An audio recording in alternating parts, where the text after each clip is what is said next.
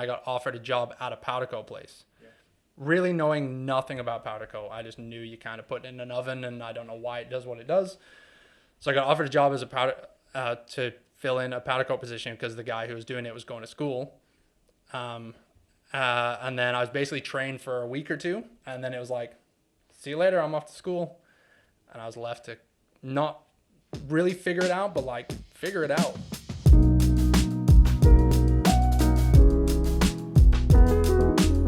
Hey guys, this is Now and welcome to the KodaCast. This is a podcast where we get to document our journey of our passion project, Kodawari Collective. On this podcast, it is my aim to share our story and the stories of people we meet along the way. In doing so, we hope to inspire our audience to cultivate a growth mindset and to build a life around their passion. Today's special guest is Ronan. Some of you guys may know him as RoRo Design. But Ronan is, as we've gone through the building our business, a big mission of ours is really connecting with people in different parts of the industry that really exemplify the mindset of Kodawari.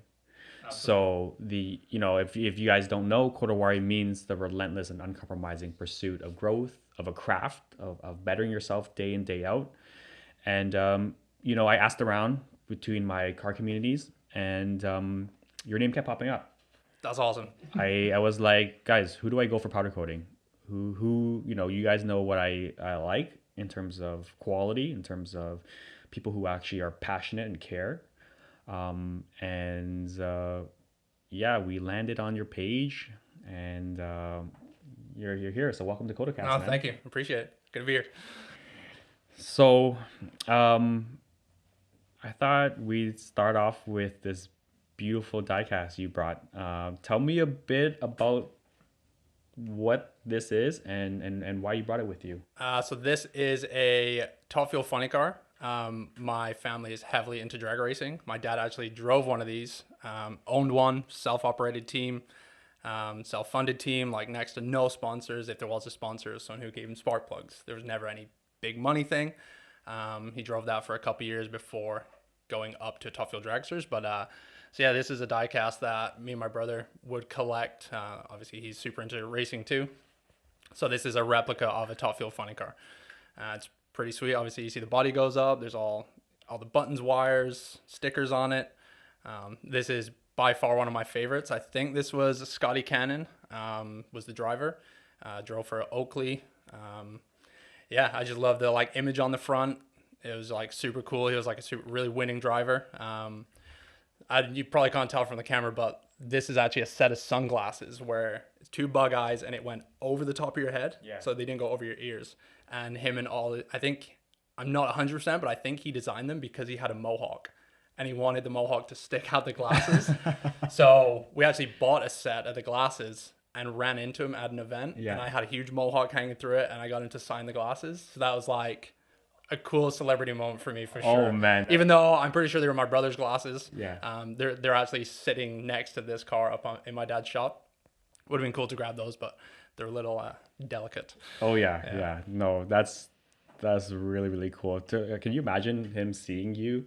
It was cool. With the glasses and the mohawk? Yeah. So this was actually, he's from America. So he was actually at a Canadian event with his son who drove a different car at the time. So we actually saw him at a Canadian event, which was even better. So what does the Canadian drag scene look like? Because I really don't know much about the drag scene at all in terms of we do have friends who do participate building drag R35 GTRs. Yeah. But in terms of Frank K series, these Code the wheels on his car too. Yeah.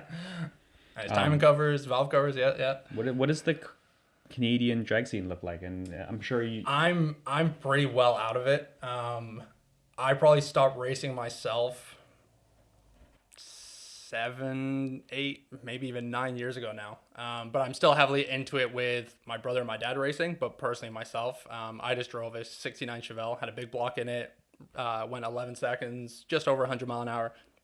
To me, that was actually kind of slow, the reason I stopped driving it. I was working a job that I brought in maybe $700 every 2 weeks, buying tires every year. You got to buy seat belts, update your helmet, your jacket, gloves, all your safety equipment, fuel, get in the car there. You cannot afford that on that kind of thing, especially without sponsorship or help. So my brother ended up getting into a car like this. It was just a lower class funny car. They run about 5 seconds, whereas this is like 4 seconds. But I've been pretty well out of it myself. But the racing scene for top level stuff like this is almost non-existent. There are a few classes that still just try, on hopes and dreams, still try to pull a class together.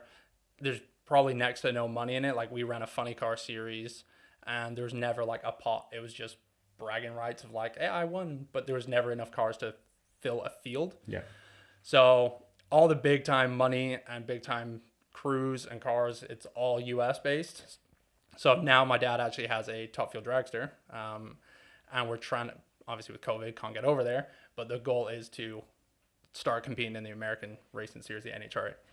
Yeah, because they don't play around down there. Right? No, not at all. So my dad actually drove for a team based out of Michigan. He's been hooked up with them for probably, I want to say, over a decade.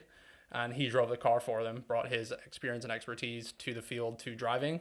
There's kind of no sponsorship thing as well. All COVID related. Obviously can't get over there. So now they have a new driver. They're doing pretty well. And yeah. Yeah, because I always, like, as I learn more about the automotive industry and cars in general, in terms of racing equipment, there's an expiration date. Yeah, I think it's like every year or 2 years, depending on what it is. And especially with a sport like this, it's insane. Seat belts, what else? Helmets, seats. Even the restraints to hold the blower down, like the supercharger. It's everything. Fire bottles, even some hoses, some wires. Like it all has a date. The clutch, the wheels, you got to throw out a set of tires even if you've never used them, and they're out of date. Like it's such an intense and dangerous sport, and especially a car with 11,000 horsepower that goes that fast. You got to have everything up to date. Yeah, that's pretty cool. Yeah, I mean they're changing rules yearly. If something happens, all of a sudden, there's one time a wheel came off a vehicle and ended up hitting a spectator. And they changed the whole drive hub system where now the wheels are notched like a star. So it's not driving on the actual studs. It's driving on, it's called drive hub. Yeah. So basically this chain. So now everybody, doesn't matter if you just bought brand new wheels, studs, everything. If you don't have this drive hub system, you're not racing. Man, that's crazy to even think about, keeping up with the regulations. Oh, it's insane. Yeah. So like, we all know that motorsports is an incredibly expensive Big time. passion, hobby, however you want to put it. Even just owning a regular car it's a pretty significant investment. So multiple. Yeah. When we were talking off camera, you were mentioning how like your dad started when he was very young, and he hasn't missed a single season in how many years? So I believe he was 16. Him and his friend went on a field trip to, it's called Sanipod Raceway. That's like the main drag strip in England. And they had to send out a search party to find him because he ended up hooking up with just this guy with this cool American car. And he's like, this is the coolest thing ever. I'm never leaving. So I think it was like the next year he bought I want to say it was a 65 Ford Galaxy. And that's a boat of a car. And especially in England where the roads are no wider than two people, this thing was a beast. And he raced that. He's never missed a year driving except for last year. Because of COVID, the track's being shut down constantly in, I believe it's like 45 or 46 years. Raced every single year. Holy smokes. He was actually going to take my mom's CRV just down the track to say at least I drove something down a strip. And then it just all of a sudden got cold like that. Didn't have the time and just was like, well, this doesn't really count as a race year. So, yeah, intense. No, that's incredible for someone to find something that they're so passionate about at such a young age and to stick with it through like 4 decades, 5 decades. Like what a life. Well, one day we gotta have a conversation with your dad, and I'm sure he's gone next. Oh my god, he'd talk your ear off. So you guys are originally from the UK. Yeah, I was born in England. You mentioned that you actually had like a film crew following your dad around. Yeah, so it's kind of weird to say, and it's not like trying to brag, but in England in the race series, he's a huge celebrity. So everybody knows the name, Smax Smith. If anyone wants to Google it, YouTube it, find out who he is. Um, and through the racing stuff, he has actually presented TV shows. He's been the host of a show. He's been you watch some, I kind of think off the top of my head, if there's a show that's like, you have to build a drag car. And as a special guest, here's someone with an actual drag car. He'd be that guy to bring his car and be like, this is what a drag car should be. This is your requirements, kind of make it like this. So he's been around kind of TV stuff quite a while. Yeah. What was that like growing up for you? Normal. That's kind of been my whole life around, just everyone knowing him, wanting his autographs, taking pictures. He's got to leave somewhere to go do some TV thing. Totally normal. That's why this is comfortable for me. Were your siblings, did they feel the same way? How about your mom? Yeah, my mom, obviously she's been a part of some of the shows. She absolutely hates vehicles. She didn't start driving till we actually moved here, because we kind of moved out to the country, so there was no other way of her to get to town, get to groceries, do all this kind of stuff. So she was basically forced to get her driver's license because of moving here and living where we lived. So she was probably early 40s by the time she started driving. I just remember her always going around on a pedal bike everywhere. Like even taking us to school, we would sit in a little seat on the back of the bike and off to school. Never in a car. But then on the other hand, my dad would take us to school in like an IROC Z Camaro with a supercharger sticking out the hood and roll off doing a fat burnout on like a Wednesday, 8 a.m. Like, yeah, two complete opposites. I love the contrast between your mom and dad, yeah. right? So were you guys, let's be honest, were you like, oh man, I wish dad takes me to work today or to school today? Or were you like, I can actually appreciate mom a little bit of calm? I think only once I got to high school. So in England, high school actually starts in grade 7. So only once I got to high school, it was an all boys school. So you kind of want to show off and be like, my dad, this, that, the other. So it was always, hey dad, what are we going to school in tomorrow? Because my dad was a American car specialist in England as a mechanic. So it was just American cars always. There was always some hot rods, some monster truck, some street legal drag car, something really cool, outrageous classic car. And it was always, hey, what are we going to go to school in tomorrow?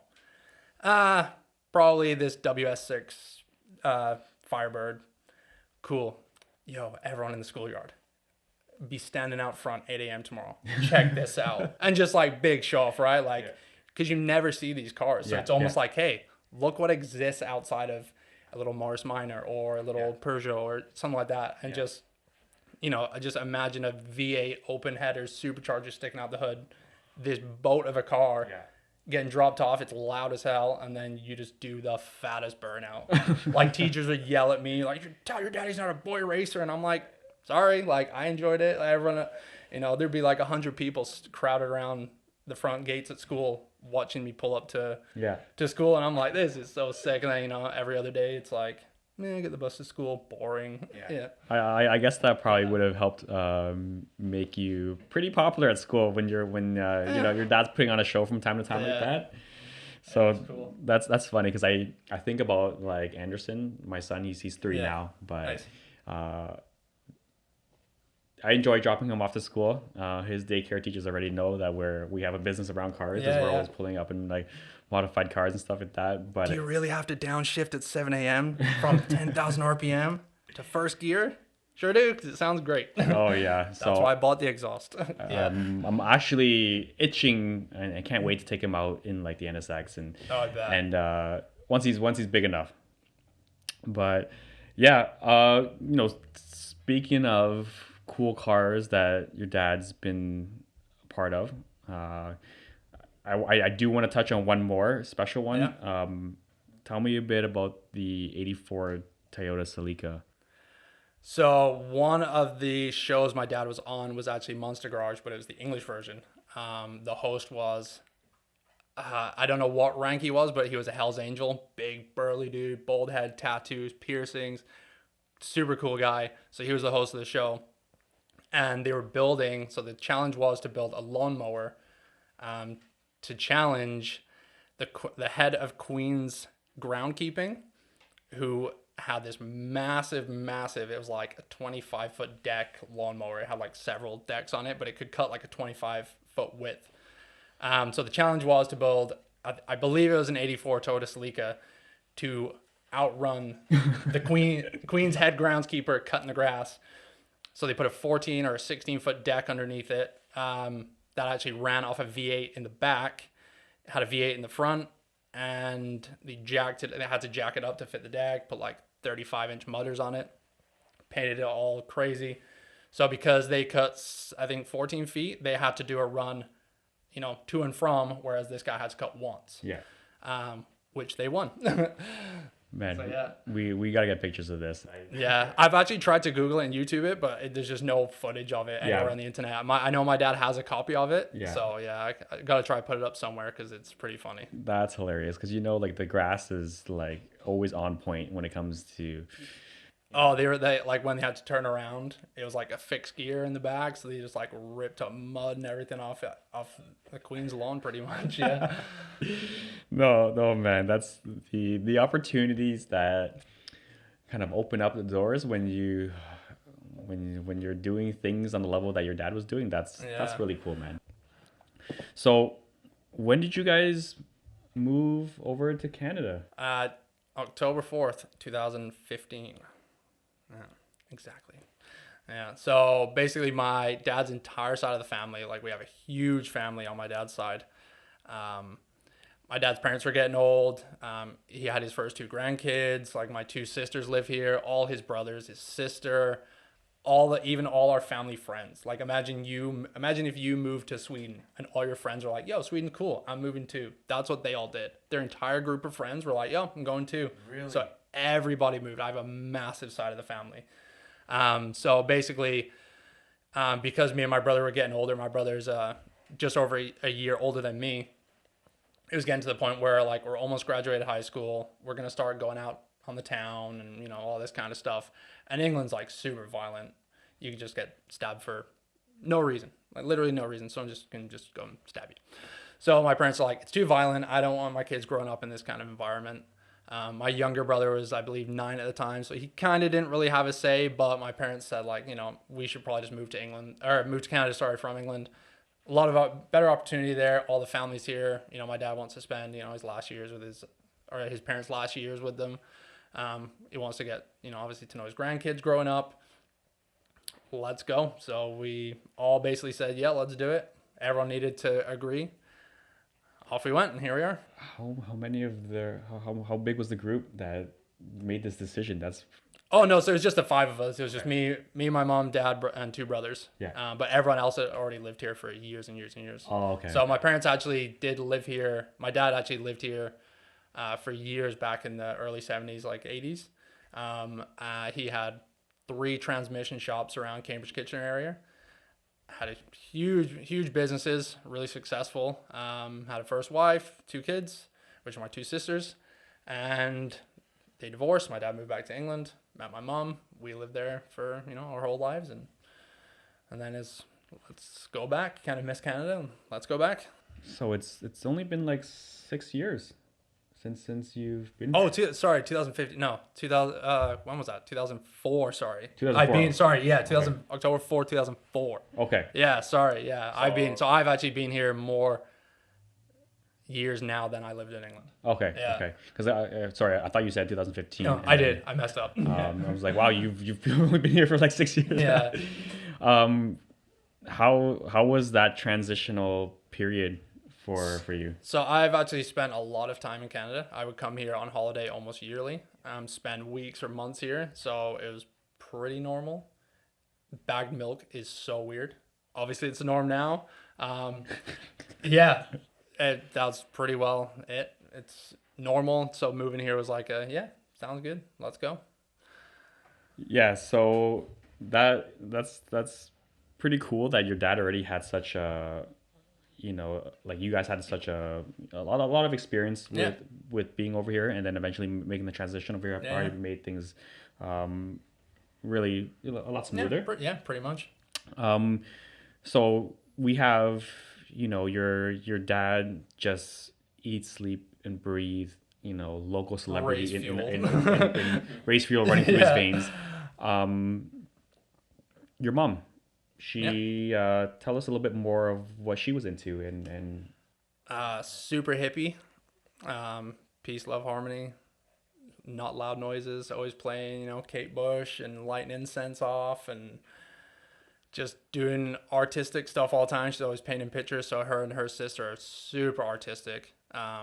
Always painting pictures. Always just like, yeah, just really zen. I mean, my dad's like that too. He's like super hippie. He's got long blonde curly hair, peace sign and a yin yang necklace hanging around his neck for my entire life. But obviously he's got this hardcore side of racing. Yeah, so my mom's just, they're completely two opposites that work so well together. Even, I could probably go to their house tonight and they'll be dancing around the kitchen, drinking wine, candle lit. Still just super in love.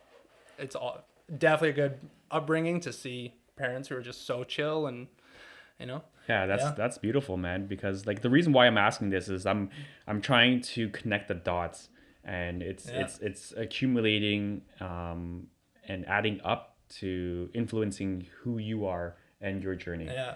Um, did you know, like, so did you know that you wanted to get into something like the craft of powder coating? Like, where did that kind Here of we go. This is where it starts. So, my all-time favorite show is MTV's Pimp My Ride. We all love that show. The fact that you could take a car, put a TV in it, a swimming pool, do all this crazy shit to a car, I'm like, that is amazing. That's what I want to do when I grow up. So I would always go to my dad's shop. Like I said, he's a mechanic. Um, Always had like a monster truck, a race car, classic cars, all this kind of stuff. So I would just, he's like, oh, go polish the wheels on that. Give me a rag and a little tube of auto sol. Do. Always, doing something like that, or help me just lift this off or that. I'm like 10 years old doing stuff like this. So I always kind of wanted to be involved in cars, but I just Pimp My Ride was like, yes, that is like so artistic and creative and different. So that's what I wanted to do. So when I moved from England to here, obviously go to high school. Nothing really like too crazy into cars. Like we still just carried on doing our drag racing thing and whatnot. My dad, like we had a garage at the shop, so my dad was still doing a mechanic thing. But at this point, like all these cars are normal now. There's not all these crazy race cars because everyone around here is an American car specialist. So, it's kind of a weird adjustment. So in high school, finally get a group of friends. And the one guy, Devin, is doing a co-op at this place called Clear Shot Customs. And he's like, pretty well, that's what he does, is like the Pimp My Ride stuff. That was their specialty. You want to throw TVs in your headrests, million door speakers, sub boxes, body kits, custom paint. They did it. So the next year, I think it was grade 11, I want to say, maybe grade 12. He hooked me up doing a co-op there as well. So I finally get to go do a co-op at this place. As soon as I walk in, I'm like, this is literally like Pimp My Ride. This is amazing. So I was obviously doing all like sweep the floor, maybe sand this, sand that. Just, obviously as a co-op student, you don't want to do anything super intense and screw something up and cost them time and money. So anyway, Devin ended up leaving for whatever reason. So I stuck around, and all the guys there were just like super cool to get along with, super easy. Just like, I remember one of the first biggest jobs I did was block sanding a 32, I want to say it was like a Ford Coupe that was going black. And like black's the hardest color to paint. You got to make sure everything is absolutely perfect before you lay down paint. And it was like block sand this whole thing, and it's all curves and corners. And I did it. They painted it, turned out perfect, and like just being there was amazing. So I love being there so much. I never went back to school to do, you do your in class, whatever for co-op, and I would never show up. I didn't go to school once my entire co-op like semester, which the teacher gave me tons of grief about. But I'm like, they need me. I'm like basically another hand at the shop. If I'm not there, it's going to screw up their routine. So I need to be there to finish off this car. I need to be there to tape this up. Like I don't have time to come to school. I'm here to do co-op and learn.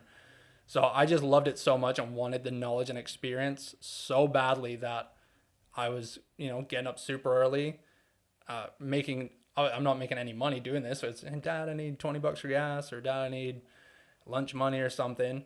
Although they would, they'd pitch me some gas money here and there, or they'd, buy, people were always stopping in with food and drinks and everything. So that was kind of cool. So basically co-op ended and I loved it there so much that I just worked there for a year for free. So, I just didn't want it to end. Yeah. So when you were first working there, were they teaching you a lot, or did you just have a lot of knowledge? Or I knew nothing. Nothing. Yeah. Here's everything you need to know. They're super on, like really on, you would work on the same car at the same time. So, mimic what I'm doing. This is how you tell if, your sandpaper's gone bad. This is how you use a block. This is, they're really good for teaching, and they obviously must have saw something in me that obviously picked up really quick and just understood it to the point where they would let me block sand this, car myself. That I pretty well just did the whole thing myself, which is unreal. And then, so I worked there for a year for free after. Same thing, Dad, I need some gas money, or, they would pitch me gas money. Felt bad that I'm like basically working there, but I just love the community around what they had. They just, every Friday, someone would stop by with just trays of coffee or pizzas, or, all these like cool characters would just show up in their hot rods, and, oh, there's a car finally painted that we worked on, or their bike, or, something like that. So there still is a massive community around ClearShot Customs, and what they do. So basically you can kind of see, what year was that? It was probably 2000. Yeah, I graduated in 2007. So where are they located? They're in Brantford. So pretty close to where I lived. I lived in Paris, so it's 10-15 minute drive. Yeah, really really close. Then I got my first car given to me. It was a '92 Ford Taurus 6-seater. Thing was dope. 6-seater. Yeah, bench in the front, bench in the back. Awesome. So it was like a super ugly red, silver two-tone. Had rusty fenders, so I fixed the fenders myself in my dad's shop, sanded the whole thing down, took it to ClearShot, and then I taped up the whole car and they painted it for me. The only thing I didn't do there was lay down primer or paint. So they painted my first car for me, so I did all the body work, and it was just kind of a trade-off of hey, you work here for free for 2 years basically, we'll just throw down some paint on your car. So that was pretty sweet. So yeah, I kind of saw a transition of all this crazy custom paint, body kits, all these speaker systems, basically the tuner scene kind of started dying out around 2008 2009. So it was back to just a normal paint job, not too much sound system or body kit stuff, even though they'll still do that kind of thing. They're the only paint shop I've ever dealt with, probably ever will deal with. Any vehicle I've ever had, they've always painted it for me. They just recently did my Acura. Yeah, super cool guys. So yeah, no, it's when I listen to a story like that, it's pretty cool to. It's like the perfect storm when you have someone that is so young and so passionate, really fall into an environment that I guess helps grow you as a person. Yeah. And what a lot of people don't understand is that there are people out there who are very good at what they're doing, who are very successful, who are doing things that they're very passionate about. And when they see a young individual come by with the potential, with the tenacity to want to learn, want to work, there's nothing better than to want to help that individual along. Yeah. And it seems like that's what they did for you. They saw something in you that they're like, okay, this kid's got something, and they've never had a good co-op kid since. Oh damn! You set the bar, eh? Yeah.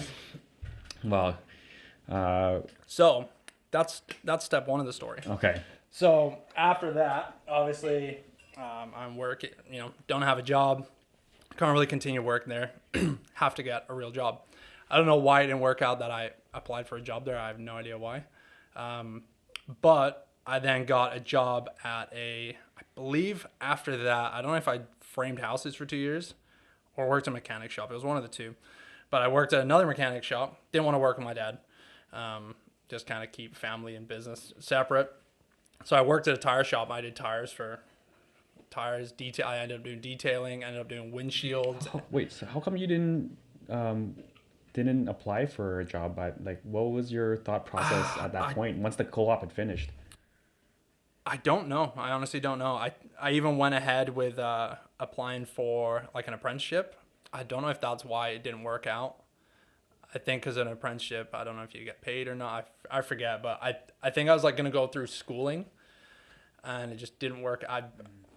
So long ago, I don't really remember, but I think maybe one point I just said, man, I hate laying on my back, knocking rust out of rocker panels. That's just not for me. Yeah.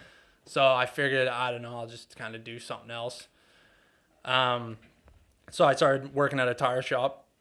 I was probably like one of the best tire guys in Cambridge. You can change a set of wheels on a car in like 13 minutes with my lead guy. We were really good at doing tires.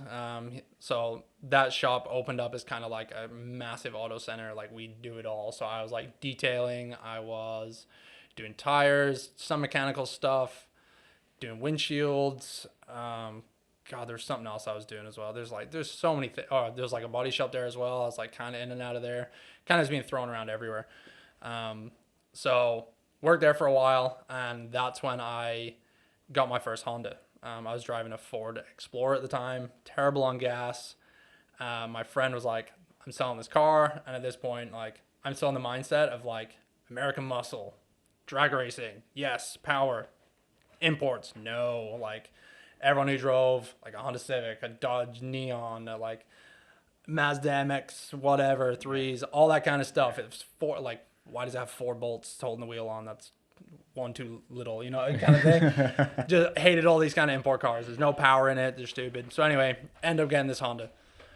And of course, being embarrassed by it, well, I got to make it look nice. So then I start Googling Honda Civic parts, accessories, and then you come across like the JDM stuff. Oh, that front lip's kind of cool. Oh, So this Civic fell into your hands because your buddy was selling it. Yeah, pretty much. Okay. Yeah. I think he ended up buying another Honda Civic. I think that's what it was. And I'm selling this one. Rusty quarter panels, blah, blah, blah. Paint faded. It was a DX or CX or DX red. So basically it was pink. And so I ended up I got to make it look good. I know enough bodywork stuff and cleaning and detailing and whatever. So yeah, jump on the internet. What looks good? Start getting into the JDM thing. Oh, well, that looks cool. That's pretty cool. Oh, an audio console for the interior. Wow, that's pretty cool. Oh, you can get red seats. Oh, a red carpet. Will this fit? Oh, it'll fit. Yeah. And then it just snowballed to, I am a diehard import guy, diehard Honda guy. Couldn't give 2 shits about an American muscle car. Couldn't care less. No. So that snowballed really, really fast. Yeah. You know what's funny? I think about that. I'm like, I wonder if your parents being at 2 ends of the spectrum, your dad being like a hardcore drag guy and your mom being like hippie, loving, like dancing around. It's opened you to being able to appreciate both ends of the spectrum, going from almost. That I don't know if that makes sense for you or not, but I think about those kind of things, but that's hilarious. So then I joined a forum, JDM Rides, which doesn't exist anymore, which is such a bummer. I will hands down all day, every day, say I'm only here where I am today because of that forum. That is it. That's the only reason I'm here today doing what I do. So what started out was, obviously at this point I'm like pretty well into, my car's modified. It's all, done what I want. The craziest thing I did to the car was the entire hood and the trunk, because obviously the Honda Civic hatch has the little trunk that flips down. I spray painted it like white, then red, then primer, then black. And I took a flat disc on a grinder and just over the whole thing just did all these crazy swirls, and it brought out all the metal, the primer, all the colors, hit it with some clear coat. That was the hood and trunk. Looked crazy because obviously people do carbon fiber front and rear, or they're doing black or whatever. And I was like, I'm just going to do my own creative, cool thing, all artsy. So anyway, I joined this forum. Here's my car, whatever. No idea where the name RoRo came from. I still to this day have no idea why that's even my nickname at all. join the forum. That's my screen name. Here's my car. Of course, everyone's like, yo, what is that? That's not JDM, that hood, and well, that's stupid. So then I think, a few months later, oh, here's, another car I picked up. I think I bought like a 91 Civic wagon. So I better make that look cool. Throw some GSR blades on it, paint. My whole thing was I painted one fender a different color on every vehicle I had. No idea why. It was kind of this like weird signature thing I had, and every other month or 6 months I just painted a different color. So then, I got to do some paint work, so I just document, painting a bumper, document painting the hood, or paint some wheels, and then it turned into, yeah, man, can you paint my bumper? I got an aftermarket bumper, I got these fenders, a door, can you paint it? Yeah. So it just turned into, out of my dad's shop, I would paint. It ended up I would paint full cars out in his driveway. Bugs would land on it, but that's the guarantee. You're doing it outside. I don't have a paint booth. So it ended up I would install like fender marker lights on people's cars. I would, I don't know how I got into polishing, but I pretty well started polishing, and the whole polishing thing came from, well, I know how to sand a car. You just go through, or, body work, or like even, to detail a car, you go through the steps of sanding to get it as smooth as possible, and you buff it. So I think it was my own set of GSR blades, and the clear coat's all crappy. And well, with this body and detailing background, I'm pretty sure I can polish a set of wheels. Go ahead and just do it. So what I'm curious about is what compelled you to want to post on the forums? Because a lot of people actually doing these projects is one thing, but taking the time to share it with the community, it's that's kind of what the forum was, right? It's yeah. you just kind of share what you're doing, and it's kind of helping others, and just it's kind of more of a documentation for yourself. Do you remember the website Car Domain? No, I don't remember. Oh, it was almost like a forum, but you would just post your car and this is it and the build on it. But there was never any really interaction or comments. But I found so I used to post on there a bunch. These are just my cars, or you change a picture or whatever. But the forum was helpful. People would say, they'd give you pointers, and I don't like this, that. It'd be cooler if you got this. That's a replica part. That's authentic, and yeah. you kind of see other people's cars and go, oh, because of his car, I bought the same wheels, or kind of thing. So I just love the community around the car kind of thing, and being used to it from drag racing. Obviously, you're in the pits and you're buddies with the guy next to you, and you kind of build that. I need to borrow some tools or whatever. So yeah, so it turned into painting, installing stuff for other people, and then the name RoRo Designs came from basically designing how my car looked, basically, but people would translate that to well, what looks good, so what do you think I should do color wise for a valve cover to match my wheels to the accent color of my car? So it's almost designing what people's cars looked like. Yeah. So that's where that came about. So I kind of started the business RoRo Designs, I want to say maybe 2011, 2012, but it was never a business, just what I called it, right? So then that translated to, I got my first set of wheels to restore. And at this point, I'm pretty well into the Honda thing. Wheels are obviously the first thing you do to a car to change the appearance. So it's not I was in love with wheels. Some people love shoes. I just kind of never thought of it as the two same. So I got a set of Mugen CF48s, and it was for a 87 CRX. And they were I think it was going to go on a Honda tuning cover. Car, and I was oh, that's pretty legit. So the guy gave me the paint code. I polished the lips, and how they've got the weird dimple. I don't know if you know the wheel well, but if you search it up, it's really intricate. So I did a polished paint on it. Guy absolutely loved it. And then I started polishing wheel lips for a powder coat company. I got to the point where I at this point I don't really have a job. All I'm doing is kind of this stuff on the side whenever it comes in. And then I got offered a job at a powder coat place. Yeah. Really knowing nothing about powder coat. I just knew you kind of put it in an oven, and I don't know why it does what it does. So I got offered a job as a powder to fill in a powder coat position because the guy who was doing it was going to school. And then I was basically trained for a week or two, and then it was see you later, I'm off to school. And I was left to not really figure it out, but figure it out. So that I just... here we are. So at that place, were you only doing wheels, powder coating wheels only? Oh, it was everything. A little bit of everything? They were a sandblasting company and powder coat company, so It was kind of whatever got sandblasted, fire hydrants, trailer hitch, whatever would fit in the oven is metal, can be blasted. Yeah. But the main thing was wheels.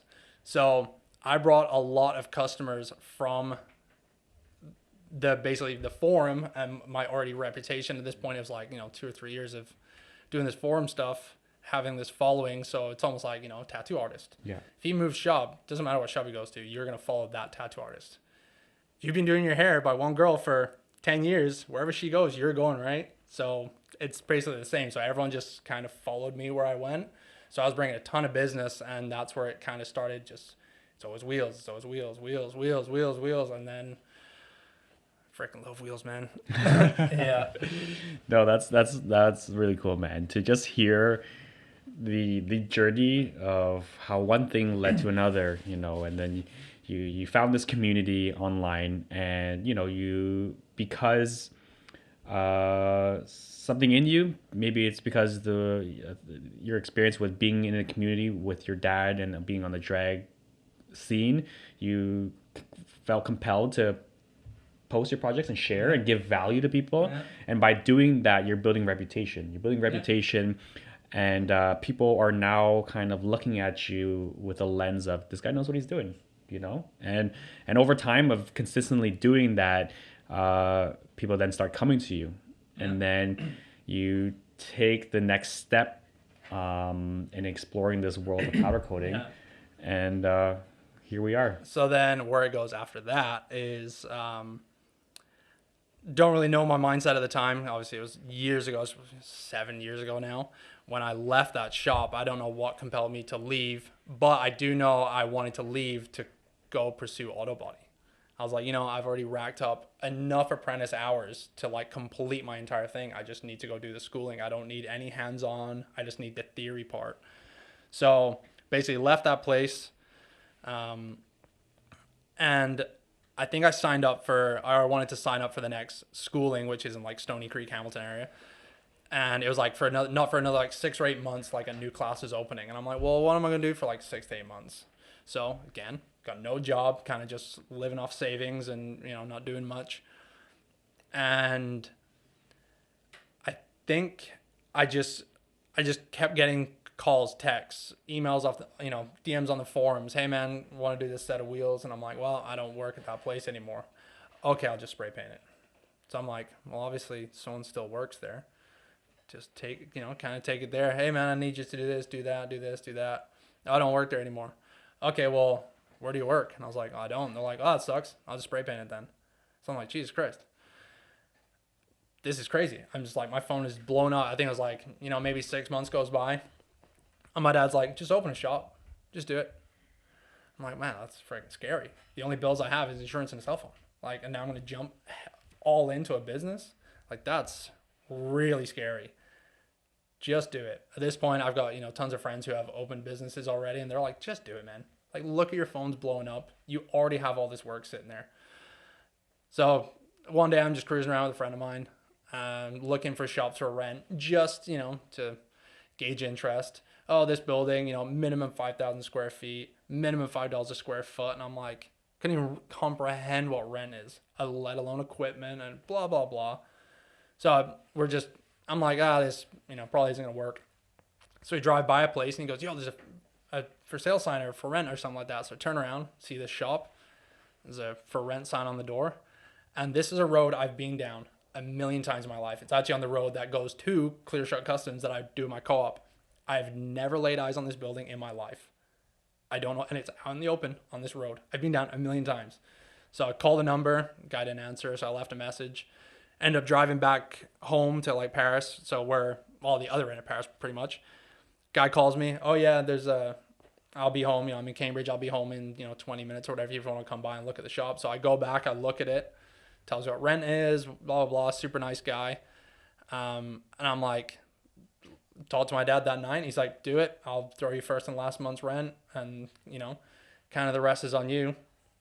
He's like, I'll lend you money to get the business going, buy equipment. And I'm like, so luckily the guy said there was another person who had already come and looked at it and said like they want it. But the guy's like, I would rather give you the opportunity. They were like some big corporate thing and wanted to put some, a second office in. Yeah. And he's like, I would rather give a young person, an entrepreneur, like the opportunity versus someone who already has a successful business. Yeah, yeah. Thank God. So that's cool. Next day, signed the papers, got the key, post on Facebook, opening a shop. I'm open in a month. Better start getting equipment. So luckily I had tons of friends help me renovate the place and, got all the equipment in and opened up and so that was, the span of 2006 to 2015 is when I opened the business. So I've got plus, before that being around cars. So it's like this lifetime of all this knowledge and experience in all these different automotive industries to lead me to get to where I am. So luckily there's a ton of people on the forum still. I think this forum was still kind of going then. I had work sitting at my parents' house. Whenever you open a shop, here it is ready. So I already had like a full building worth of work the day, even before I opened. So I'm super thankful for that. So like straight off the bat, all right, well, I know I've covered, rent for the next 2-3 months or whatever, and get all this work done, and obviously work flowing in. And how big was the space when you guys first picked it up? It's 1350 square feet. It's a place I'm still at now. Yeah, yeah, tiny, but it works. That's pretty cool to kind of see that, like you taking that leap of faith and having your, the support system that you did, doesn't detract away from how scary that sounds. Yeah. But we're gonna jump into a quick break. Yeah. And then we'll be back. All right, guys, we're back from the break. We just left off with you getting the keys to the shop. All hands on deck, friends, family, helping you, encouraging, supporting you with that. So walk me through the powder coating process. What kind of equipment did you have to go out and source? And any challenges that you face kind of getting the operation up to speed? Oh, man. It was challenging. So basically the equipment you need is a sandblaster, all the media to do so. You need an oven big enough to put the parts in. When you say media, what do you mean by that? So everyone calls it sandblasting because I'm sure it just came from using sand. But now there's sodium you can use aluminum oxide, you can use forms of glass, silica used to be a big thing, sand. So it's just, there are different medias now, so it's best to just call it media blasting instead of sandblasting, which I mean obviously everyone knows sandblasting, you blast it. So basically get all the media you need, sandblaster, you need your compressor, you need your powder coat gun, you need your oven, and all your tool, chemical stripper, and all your tools in far in between to do repairs. Then you need to run all your airlines. You need to run all your gas to your oven, all electrical to the oven. You need to build your racks for the parts. You need all the hooks to hang your parts. You need all your tape. You need your powder. You need your invoice book. You need your pens and paper. You need a desk. You need an office chair. It is far beyond what you just need these pieces of equipment. Yeah. So I opened the door, I believe it was September 1st is when I like officially opened. And you have to get a gas oven certified by TSSA, which takes months.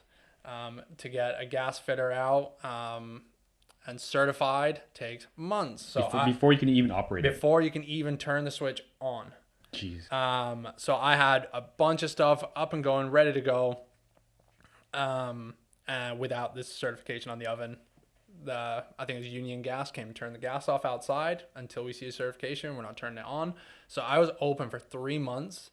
0 things were happening. All I could do was chemical strip and sandblast parts. That's it. So for 3 months, hey, I opened my business. I'm open. I'm good to go. Couldn't do anything for 3 months. That's terrifying. It's constant phone calls. Hey, man, like, I need this certification. I need this hurried up. Well, we're like a 3-month turnaround time, or we can't get someone to come out and certify it, for another 6 weeks. Oh, that turns into 2 more weeks. And yeah, so like getting up and going was like the biggest struggle ever. But up and going, everything's ready to, prepped, ready to go. So as soon as the oven gets turned on, it's just constant, work just flowing out because everything's ready to go. But you obviously need quite a bit of equipment. And like I said, it's more than just these 5 main pieces of equipment. You need everything else to run a business. Yeah. So during those 3 months, like, were you just planning for as soon as the gas was turned on what you were going to do, or like what was Yeah, your I mean mindset? that was 6 years ago now, so it was just gotta wait. Yeah. Like, it was just a waiting game. Like I'd still be there every day doing intake. Obviously customers come drop stuff off, chemical strip it, sandblast it, repair it. But then just say, man, I can't code it till. I mean, I don't think in those first 3 months I was really getting in tons of work anyway. But it was just like obviously a nerve wracking thing of like, how can I really post about the business and like bring it on in if I just couldn't even turn it around? Yeah, because you can't always be 100% ready when you're No, taking these no. leaps of faith of starting a business. Yeah. Like most people will be like, oh, why didn't Ronan make sure that he had that set ready to go before he Yeah. even did? Like a lot of times you Like don't how know. you just how do you know? How Yeah. do you know this oven's supposed to be certified? Yeah, so Which I didn't. I think Union Gas came by to turn the gas off so that the guys I hired to install the piping, I think they're like, "What are you doing?" Off. No, that's good. I'm like, okay, well, I didn't know. Like, then it start making calls. Who are you supposed to call? Who, oh yeah, I'll get in touch with this guy, and he'll call you back. Doesn't call me back in 2 days. It's just a constant chase of like, finally it's certified and whew. yeah, Jeez. you kind of just have to just take that chance, and you're going to make mistakes, and you're going Yeah. to just learn from experience. Yeah. And you're not always going to be ready, but you got to just roll with the punches. Yeah. And it's, if you wait around, I feel like until you have everything, then life passes you by. Yeah. So Yeah. everything's going up, and like everything's set up. Run me through. Okay, customer drops off a set of wheels. What are the steps that you go through to get it to the end result? So when a customer drops off a set of wheels, first thing I'll do is go outside, greet them. Hey, how's it going? I'm Ronan. Nice to meet you. I'll grab 2 of the wheels. They'll grab the other 2. First thing is usually, sick wheels. Whatever they may be. I specialize in Japanese wheels, authentic wheels, all these authentic wheel companies, Rays, Volk, Enki, stuff like that. And multi-piece wheels. So usually that's the kind of work that comes in. So obviously that's the stuff I love to do and restore. So sick wheels, where'd you get them from? Is this the car they're going on? No, it's for my other project. Ooh, project you say.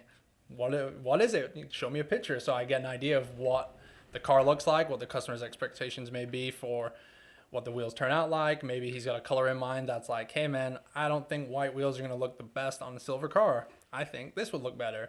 So usually it's a quick conversation of, the car, the color. We've obviously pre-spoken over, Instagram or messages or whatever. So I get an idea if I'm expecting them, the wheels, but obviously seeing them in person, so it's a different story. So do all the work order stuff, get all the name number. Then the first step is throw the wheels on a machine, check if there's any bends. If there's obviously bends, mark which ones are bent. Throw them in the chemical stripper. So they get chemical stripped down to bare metal. So then you can see every nick, scratch, bit of curb rash. Because a lot of the times people say my wheels are super curb rashed and it's only in the paint. As soon as you paint strip them, there's nothing in the actual metal. So it's best to get the wheels down to bare metal first, inspect everything. Then they get bent repaired if need repairs, stuff like that. If the customer wants any spec decals remade on the inside, they all obviously get measured first, pictures taken. Same with if there's any spoke stickers, all that kind of stuff gets done before chemical stripping because you're going to lose it all. Then it's to repairs. So my trusty DA sander, files, Dremel tools, whatever it may be, obviously to get into lug holes, tight corners. Chemical strip, sandblasted, and then they get all blown off, nice and clean. Mask off the back of the wheels, plug the centers where center caps go, or to plug off the center bore so they're going to fit back on the vehicle, or if they have hub rings or you name it, everything's going to fit. They get hung up, blown off again, coated the color you need, go in the oven, bake it, done. Peel off the masking, inspect everything, and obviously I'm inspecting a wheel that's hanging this close to my face. I'm looking for, like a pin prick of imperfection, kind of all over the wheel, front, back, where the tire covers it, all has to look as good as what you're going to see when it's on the car. The wheels then get I get the saran wrap, mask up the back of the wheels. So when you sit them down on the ground, it's not going to scratch. So it's all as basically my goal is to have it as factory clean and fresh as you are going to get it from a manufacturer. That's what I'm trying to replicate is a manufacturer's process, being just a small shop in God knows where, Paris. So when you're the term powder coating, when you're spraying on, is it paint? Is it a powder? That's kind of like what is? So it's an electrostatic process. So the wheels are grounded, and what comes out of the gun is positively charged, which gives the static effect to the wheel. It is literally a powder. It looks like the consistency of baby powder that comes out of the gun. So it doesn't really look like a paint gun. It's its own kind of thing. It's obviously worth Googling. There's tons of videos out there that you can see the process happening. And yeah, so it basically goes in the wheel as like a dry powder, but it's stuck to it with electricity basically. And then it goes into the oven at certain temperatures, which is needed, it varies per powder or for if you're doing multiple layers. Then it goes in an oven, gets baked, and it's basically, as dumbed down as I could put it, is like it's a melted plastic. Yeah. So that's why powder coat is so tough and durable, that it is basically a plastic. That's why it is so tough and durable. But the technology with powder coat has advanced so much from it was an industrial thing. So you just, put it on whatever that goes and sits outside. So you can get like glass-like finishes. You can get candy finishes. There's clear coat is also powder coat. So yeah, you can get show quality, super gloss, insanely glossy, shiny, durable finishes on your wheels. Better than paint. I know you mentioned that you specialize in Japanese wheels. Yeah. Is there a reason why you decided to only do Japanese wheels, and what are the differences between like maybe wheels made in Europe or in North America? When I opened, it was, hey man, if it's metal, bring it in, I'll do it. I don't care if it fits in my oven or my equipment, or if I have to outsource sandblasting because your stair railing's too big, but it fits in my oven, I'll do it. It doesn't matter. It was just to get the name out there, and basically because I worked at another shop that just did everything, why not just do everything? But the passion really lied with, because I'm an import guy and because of all these wheels are what I like, I really like to do, obviously what I'm into. That's where like the kind of passion comes from. So it's actually only up until recently, this past year, there's obviously projects that are just a nightmare to do no matter what, which everyone's going to curse themselves out. Why did I take on this job? Why do I keep doing this to myself? But I'm just going to keep doing it because of said reasons. So only as of this year, I just kind of honed in on, I only want to do what I like, and I'm going to put 1000% passion into it. And I care so deeply about making this wheel so sick that I just started refusing a ton of work. There's just stuff I don't want to do, and it's to the point now there are so many powder coaters out there in this GTA to basically Windsor to GTA area. There are hundreds now, whereas when I started there was like maybe a handful. There's someone who can do what you need for your budget, probably quicker, probably as good. But do you really think I'm going to care so much about your rusty trailer hitch for your work truck when I have, an insane wheel build, 3-piece wheel build that needs custom center caps, polishing, resizing, polish all the bolts, put it to, all this crazy wheel build for a show, and then I got a guy bugging me about it, rusty trailer hitch. Mm-hmm. It's kind of, is that convenient anymore? It's taking me away from the stuff I like to do even more. Not as if I'm going to put, I'm still going to put 110% into your trailer hitch. I still want it to last and look good. Mm-hmm. But that's where I like to do. So anyway, so the Japanese wheels, obviously, I'm super into all the JDM stuff. Japanese wheels catches my eye more than all the European stuff. What I find is, everyone in this industry is going to agree, we call it the white primer of death. So European wheels, so any European wheel manufacturer, Mercedes, BMW, Audi, Volvo, to name a few, they put on like 5 or 6 layers of paint and clear coat. So if you start sanding through it, you're going to see a clear, a silver, a black, a silver, a black, a gray, bare metal. So this primer can sit in the paint stripper and it takes forever to take off. So for example, a set of Honda wheels would take me 20 minutes to strip a set of wheels. That's it. All 4 wheels done, 20 minutes out. I've had a set of German wheels. I believe they were Volkswagen. It took me 5 days, 8 hours a day. As soon as I get there in the morning, put them in the paint stripper, take them out at the end of the day, rinse them off, do whatever, come in the next day for 5 days. That stopped everything else in my shop from getting stripped when they're going to be so much faster to do. And it just got to a point where I was like, no more. That cannot hold up production. How do you even charge for the time that's taking? I know it's just sitting there, you're not doing anything with it, but it's now holding up so much progress in the shop. Plus, it's usually people just want their German wheels black on their car. I get it. All my wheels on my cars are black or silver or gray, but I'm like, anyone can really just do your wheels black. So I don't, so it just got to a point where I don't like doing German wheels anymore. Yeah. It's too much of a hassle. It's kind of boring that they're just going black and that's all that ever, obviously some people want gunmetal gray, bronze, or, candy red, teal. But I know there's so many companies out there that specialize in just factory wheels who also do vehicle take-in tire swaps. So I have no problem saying like, these are 2 shops in the London area or Toronto area that I would recommend to do your wheels black. They do full car service, which I do. Basically, if someone comes to me and says, this is my only car I want my brakes doing, see you later. I'm not the guy for you. I don't do vehicle intake. I don't take your brakes apart. I'm not going to give you, you need this car back in 12 hours. It's your daily driver. I'm the kind of guy that you have a spare set of wheels. You have no problem leaving them with me for however long.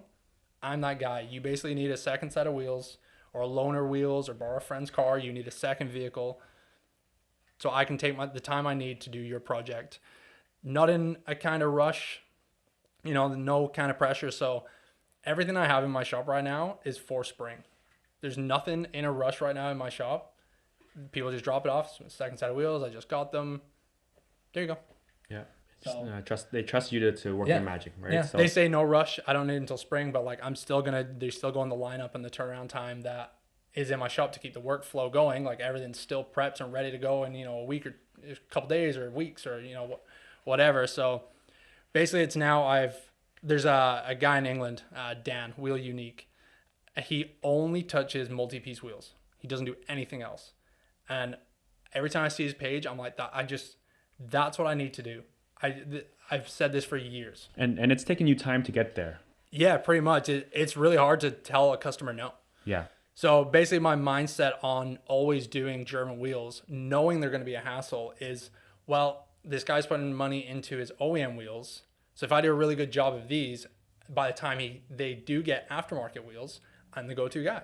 Why would they go anywhere else is the mindset. And like, you obviously want to be the guy to do their first set. You buy the real wheels, you do the second set. So it's really hard to turn down a customer knowing there's potential repetitiveness of them coming back to the point where all this work is already coming in. That's all these, authentic multi-piece wheels and all this, stuff I like to do. Like, I don't mind doing Mazda wheels. They take 5 minutes to strip off. No problem. But it's just the European stuff that, Yeah, and like when you talk about that mindset of making, it's really hard to say no. As anyone coming to you, it's like, I think we're just like, we've kind of evolved as social, like, you just want to please everybody. Yeah, you want to, the relationships are so important that it's really like, it's physically unpleasant to say no sometimes. Yeah. And why would you want to give work to your competitors? Yeah. So right? it can be tricky. If you have that kind of mindset, it can be really tough to navigate that. And I see a lot of businesses that take on more than they can, and they say yes to everything. And then the next thing 20 years later, you're doing jobs that you hate, and that love and that passion that ignited the whole thing, it's gone. Yeah. So I mean, it's more than just that I refuse. So usually every year, I usually change up every year how I operate the business. I've changed my hours every year, and I just hone it down. Do I work a Saturday? Yeah, I'll work a Saturday. Do I go in later Monday? Yeah, sure, because no one's going to come early in the, So every year I've changed something about the shop, the way I operate, the way I do something or refuse something, a certain step, just to see what kind of works best. And it's 6 years in, and I've still just recently changed something. So, where was I going with that? Yeah, it's like just to say no to jobs. It's really hard. So, you're evolving yeah, as a person, and yeah. your So lifestyle changes. So like having uh, the ability and the presence of mind to be like, you know what, this isn't working for me. How can yeah. I change my Yeah, business to suit I that? remember where I was going with that. So I remember one year, because we live in Canada, obviously, we get 8 months off of not having our cars out, and spring gets to be the busiest time of the year for anything automotive related. So if you want your projects doing, get them in now. So I remember one year I just said, if it's not wheels, I'm not doing it. I don't care about your bike frame. I don't care about your strut bar. Obviously, if you want your wheels doing and your strut bar, I'll do it. But any little job, I'm not going to touch from these months to these months. It's only wheels. That seems to work pretty good. And what's out of your mind if you don't know this job's coming in, it's not really going to hurt you so much that people are like, well, I'm just going to go somewhere else, because you don't know they're coming to you in the first place, if you get what I mean. So it just got to the point where even every year there's a point where I just say no more work coming in for a month. Like, I have too much in the shop. I just need to catch up. There's more coming in than going out. So no work for like a month or two. So that usually happens every year. It happens with every shop. I see it on Instagram all the time. People saying close from this date to this date. Got to get stuff done. No more intake. So yeah, it's keep the work. So I'm basically keeping the workload way down. But it's the jobs I really want to do and really like to do. Yeah, and that's with someone who is an enthusiast, like myself and our team here at KodaWari, we want to bring it to a place that the people there are really passionate about doing a good job, and they actually care about the stuff. Like, you can take your wheels to any shop and they'll get the job done, but someone who's actually like interested in cars, someone who actually loves building cars and is specifically interested in the niche of Japanese wheels, Yeah. that goes a long way in translating to the end result. Yeah, absolutely. I mean, it's not saying all I do is anything JDM and it's only specifically wheels, like brakes, valve covers, your strut bar, any brackets kind of thing. I'll still do all that kind of stuff, but that's absolutely what I love to do and what I'm trying to just push the business towards. Obviously, there's a million things people want coated on their cars, and I'll do it all. There's just certain things now that are just no-nos, and stuff that's like absolutely yes. Yeah, because for some of us, like these wheels, they're, we grew up dreaming about these wheels. And, you look at the magazines on Option JDM and you see these TEs and these, Advent wheels, and they're a lot of money. So when you finally save up to maybe buy like a used set, or you want to refinish it, or you have a set, and then you think there's a lot of sentimental value attached to it. So, like my first, what I thought were real wheels were Roto Slipstreams. And I'm like, now knowing that they're a replica wheel, I'm like, holy, if I could afford Spoon S3, 8/8s or whatever, I'm like, oh my God, I can only imagine getting like your dream wheels and sending this to someone who butchers them. That would just kill your dream to get them back in like the wrong color, or they mess something up, and like you're expecting this brand new out of the box kind of look and someone does it wrong. Like, I get it. It's going to crush your dreams. And like, I basically look at every project. So because I did all these automotive industries before, I used to love working on cars. My friends and I would just, pull engines out of cars for no reason and like clean the engine bays and paint them. And, we try to do that in like a weekend. So I don't work on cars anymore. Like, I absolutely hate getting my fingernails covered in oil. Hate it. Hate so much working on cars. But when I got to do it, I got to do it. But I expect these things as well. And doing this powder coat and stuff is my only way of working on cars, and it's not repetitive. I don't get the same job coming in doing the same thing every day. It's always, even if I've probably done more TE37s than I've done any other wheel. Yeah, a lot of them go bronze, a lot of them go white, a lot of them go mag blue, but they're always a different wheel. Some of them may be the OG TE37s, which is super cool. Some may have center caps. Some want different stickers. Some maybe Trek used. Like I just recently did a set, well, probably last year. You wouldn't think they were salvageable. And they'd been off the track. Like a bunch of the lip was missing. It was like shaved down so much from probably catching the inner body. There was like, it looks like someone took a hammer and a punch to the spokes. There was like huge gouges in it, and refinished them to be one of the best sets I've ever done.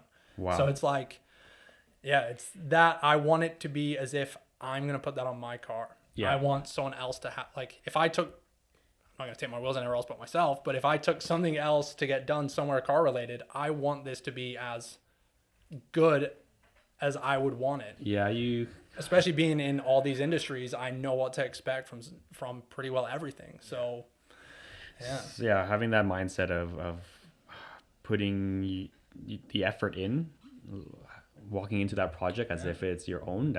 It's really hard to do. It's really hard to do when there's a lot of pressure on you to make ends meet and this and that. But if you can fight through it and stick to that, you're really building true brand, and you're honing your craft. But I mean, like, even saying I treat it as if it is mine, like it is mine. That's my work. That's my finish on it. Yeah. So really, it is mine. Thanks for lending me your wheel to do my thing on it, right? Like, that's how I look at it. And it's funny because, like, if you start taking in jobs that you don't like, and it's gonna like that your heart's not in it anymore, then you might be more open to cutting corners or not caring about as much. It can go down that route. Yeah.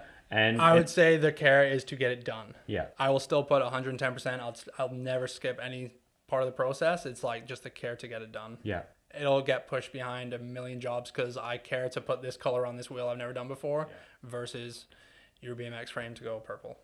Cool. So, you're spending a lot of time with these wheels. Tell me, what do you find so cool about Rays, about Advance, about these Japanese wheels? Like the quality, the fit and finish, like what separates them from everything else? Are there any little nuances or anything that you've noticed that you have gone to appreciate over the years? Oh, it's a tough one. I mean, there are obviously a ton of wheels that have like ton of casting imperfections. So a lot of these German wheels have lots of casting imperfections, hence the super thick primer and the layers of paint. So, the casting could be rough. It could be pinholes here, pinholes there. You got to try sand out, cover. But a lot of Japanese wheels are just, even if they are cast, like for example, I did a set of Watanabe's RS. There's a ton of casting imperfections, but I didn't want to sand any of that out. I wanted to keep that as authentically just how it came as possible, because obviously they're super old wheels. But yeah, stuff like Rays and Works, it's obviously now they're doing all the engraving in the spokes, and there's just an advance of technology to make wheels so unique that I think I'm pretty well drawn to, especially like just their timeless design. You could literally put a T37 on anything. Tell me it's going to look bad. Let's put it on that funny car. Tell me that won't look sick. Like, it will. Yeah, I think that's what it is. It's just the timeless look of it. Really, you could put any Japanese wheel in any color, as long as it's going on the right vehicle. I think it's going to work. Yeah. When you're repairing these wheels, what's salvageable? Like, can you tell, like, what are you doing to fix like the chunks of metal that are so missing? There's some stuff that's a big no. So I have a T37 in right now that the lip is folded backwards and touching the bead. It's completely folded over. We tried to just give it a shot to push it out, but it's just, at this point you might as well just buy another wheel for the cost of like what it's going to be. So yeah. I'm never going to just do a job because I'm going to make money off it. It doesn't make any financial sense to fix this wheel versus just buying one more or a pair, because he brought me two wheels. One just had a bit of curb rash on it, but it just makes more sense to buy two wheels than try fix this and then refinish it. So so basically, if like a spoke's cracked all the way through, don't like to touch it. Like the structural integrity is like completely gone out the wheel. Anything that could just, even if there's a chunk missing out the lip, it's just not safe. If it's just, something's got a big chunk out of it, like you hit a rock weird and it kind of dinged the lip. Most things can just be welded up and smoothed back out. Some wheels can be hub bent, so obviously all the spokes are just shifted too much that the entire barrel is going to be wobbling. If it's hub bent at the front, just call it a day. Mm-hmm. Yeah, so So basically, you're actually welding metal back onto the wheel and then so I pride myself in I can fix curb rash that you would think was welded that I sand out. oh, okay. So I try to save myself. So I don't do the welding or bend repairs in house. I have a third party do that. I want to just specialize in what I do and stay in my lane. I'm not trying to be a welder. I'm not trying to be a bend repair guy. I mean, bend repair is obviously easier, but there's some stuff that takes a lot of finesse. So there's another guy who does that, all that kind of stuff for me, who's been welding for 50 years. You know, I'm going to trust him to put the right metal onto the right wheel and not have porosity holes and stuff like that. So that's why I don't do that kind of stuff. I'm not trying to teach myself to weld on someone else's wheels and mess it up. So yeah, if people do check out my Instagram, I have on my highlight are repairs. You would think like there's no way it's not welded, but because of my auto body background and polishing, um, I know how to reshape a wheel. I know the finesse to keep things looking how they should by removing material where it's supposed to be removed and rounded and edges to repair. So I basically go, because when I was doing the auto body stuff, I was the kind of final finish guy. I was the guy that went around with like the red putty, any pinhole in the bodywork left over. I was the guy to catch all that kind of stuff. So any little tiny nick on the metal that powder coat would probably cover it up, but I take the risk. So I will sand everything out of the wheel, front, back, and out to make it as smooth as possible because obviously, as everyone knows, prep is the most important thing. So I basically take my auto body background to wheels to do the prep work, whereas just powder coating is the different finish that's applied on it.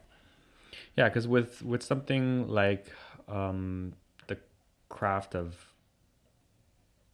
powder coating, what's we've really learned is that with any craft, there are certain details that you can't skip over, and prep is one of them. Yeah. So what's crucial to the prepping process when you're looking at projects like It's this? basically just to make sure all the nicks are out of the wheel. If someone brings you a wheel to curb rash repair and you've got some stuff left behind, well, guess what? You didn't curb rash repair it at all. Like, that's a complete fail if you don't get every single thing out.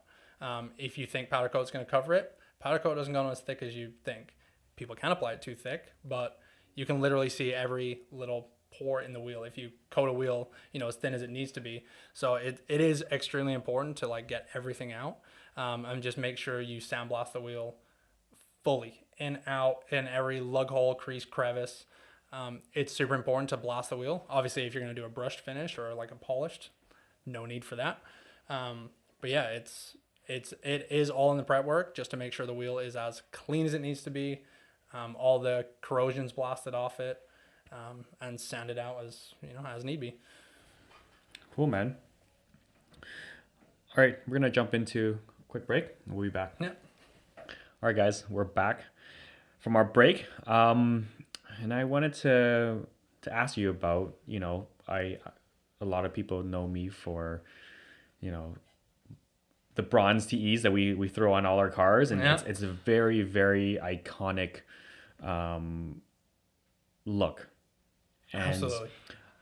how do you go about replicating that color? When you're mixing the powder, are you actually taking different powders and playing around with them? And So it's really hard because powder comes as it comes from a supplier. It's already a pre-made thing. They've already got all the pigments together, all the colors it needs to be. It's in powder form. You bake it. That's the color it is. So there's only so much you can mix. It's not like I wanted a bit more of a warm tone. How do you do that? You don't just throw gold in. Like, there's no extra pigment-ish kind of stuff to put in it. I know it can be done.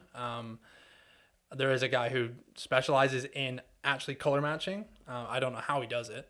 I don't really know the science behind making powder. But I do know is if you use a different gun tip, if you use different voltage, because obviously it's static, with different voltage, using different voltage, even how far away you spray a metallic color, how close you do it, the oven bake time, how thick you put on a base, how thick you put on a clear coat can dramatically change the color. You can add additives. So you can add like a gold flake into a clear, put it over, this has a silver pearl in the clear coat on this valve cover. So you can do stuff like that, which obviously that's coming from the paint world, is you just mix flake into something, but to actually change the color is really hard. So with the specific color T37 bronze or Mugen bronze, whatever is the anodized bronze on a lot of these wheels, people want to replicate that to the point where you think it's anodizing. So I probably spent 8 years trying to perfect it. There's even stuff I tried last year to just do something slightly different, a different bake schedule or a different, add this here, spray it like this, change the nozzle, do something to just make it a bit more of like the real anodized look, a different clear, the different thickness of the clear, how slow you may bake it, how fast you bake it at a higher temperature. So I think I've got it pretty down. Especially one of the biggest things is the texture. So the texture of a T37, the face of it looks like it's textured, but it's smooth to the touch. So I've got it down where I can replicate a texture that it looks like it obviously is textured. Word of the day, textured. And I get people all the time bringing or sending me wheels from the States who want the bronze look on their Mugens, C28s, T37s. I've never done work CRKs. That's just kind of typical bronze anyone can just kind of do. But yeah, the T's and the C28s is like, and the Mugens is like the biggest thing. So that's kind of my specialty. But the really hard thing is different generations and different cleaners in UV, sun UV and stuff like that over time. There are actually tons of different shades of the bronze. Some of them can look really goldy yellow, whereas the new ones are actually like a reddish undertone. So I'm still trying to find this newer reddish undertone color. I've tried a bunch of different colors and different clears. I can't quite get it yet, but it's in the back of my mind that when I kind of have a bit of downtime, I need to spray something and just try get this color. But as for like the bronze, like goldy kind of bronze, I got it pretty down. Yeah, because I think the newer like T sagas, they're different. They're like a touch different. Yeah. As compared to like the OGs. When you put them side by side, one is like gold, and the other one's red. Like that's basically how to put it. Yeah. Can you remember of like a resto repair project that was just incredibly hard to do? I'd probably say those T37s that were like track abused. Like I said, like they just every wheel needed like welding up. The lip, all 4 lips needed like a full bead of weld around the whole lip, remilled down and lathed and all that kind of stuff. They actually went the same Nardo gray as this valve cover, gloss clear coat on it, and then they got black and green decals on them, and it just popped. I thought it was sick. But there is something like I probably do every week, and it's a different wheel. It's a different color. It's, I just got a couple wheels in that I've like never done before. So like, even if just the set went white, I'm like, that's so sick. I've never touched this wheel before, and it looks like it came out the box from, the 90s, right? Mm-hmm. I don't know, like we're probably all 90s kids. So like, we kind of just hold on to this nostalgia of like, this is our stuff. This is what was new when we were kids. And I'm kind of a nostalgic person. I love like old pictures and old toys and stuff like that. So like, to get a set of wheels, actually, I just did a set of, never seen them before, but they were Impule GN01s or GS01s or something like that. They just went white, but I have a decal guy who remakes all these stickers for me. Absolutely nailed it. We changed the color of the spoke sticker. They were originally like red. Did them blue to match a guy's car. And I was just like, this just looks like it came from the 90s. Like, so just this almost like nostalgia that I have, being a 90s kid and just loving Japanese wheels. It's for a Japanese car. The wheels are from the 90s. So there's just all this significance around what it is. So yeah, there's always something that I'm doing that I'm like, that's now my top 10. This one's bumped out. This is now my top 5. You know what I mean? So yeah, it's I think things are picking up steam when it comes to people buying these older cars, acquiring these older parts and trying to restore them.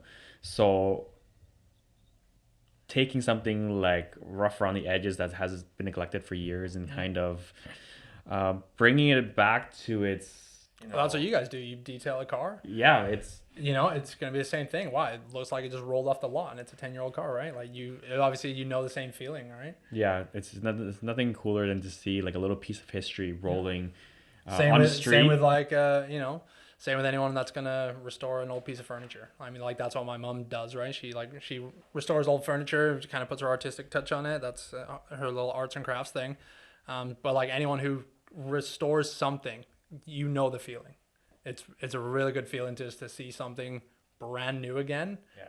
You're like, wow, that's what it looks like. That's what it should look like, and knowing what you've turned it from to is it's awesome. Yeah, to take it from one state and to know that you were instrumental with, putting your own art, Yeah. your own style, into what it could, Yeah. the final I mean, product. there's something super sick about doing a brand new out of the box set.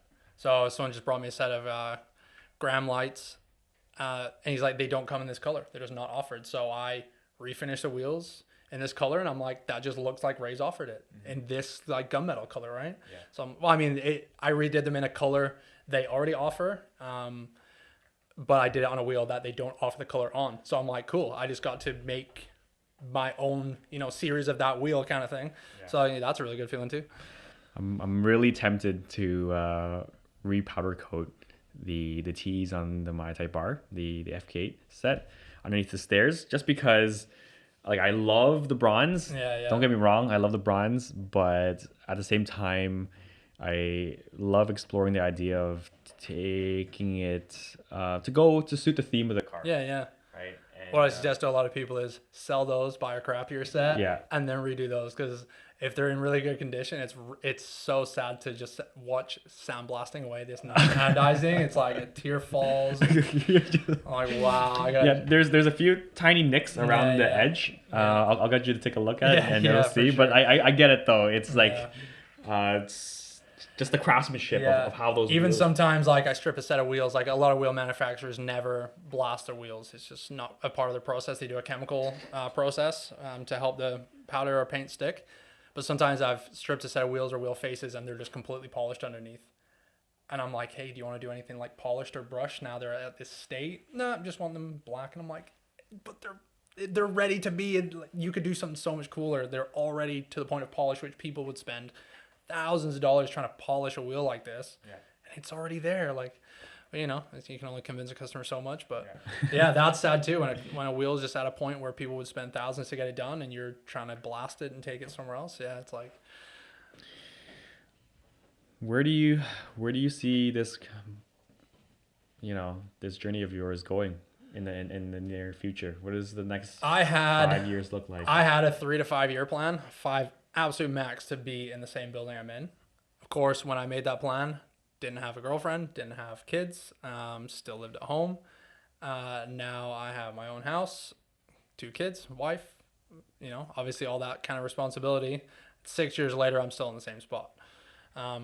The kind of drive to get a new building, hire people, because I didn't mention this, but I'm a one-man run shop. I'm the only person there doing everything other than the work that I have to outsource. It's always, life would be easier if I had the biggest sandblasting machine, if I had the biggest oven to do everything, if I had employees to do all this hard work I don't really like doing. Obviously, sandblasting, stuff like that, it's therapeutic, but all these dirty, messy jobs and someone to, keep the books and answer the messages. So it's gone up and down. I need more space. I need more equipment. I need to offer more services. And like I said, every year I change something. And then the drive to want to do something else. Like I wanted to offer like diamond cutting for factory wheels. And I'm like, I couldn't care about a factory wheel. It's aftermarket, multi-piece wheels, really old, authentic 90s wheels. I'm just kind of carving this lane of like, that's not important. I don't need to diamond cut a wheel. I don't need to offer polishing. I don't need to offer this, that, the other. It's just I've carved a lane that I want to be in. So earlier this year, I was like, I got to get out. I got to sell everything.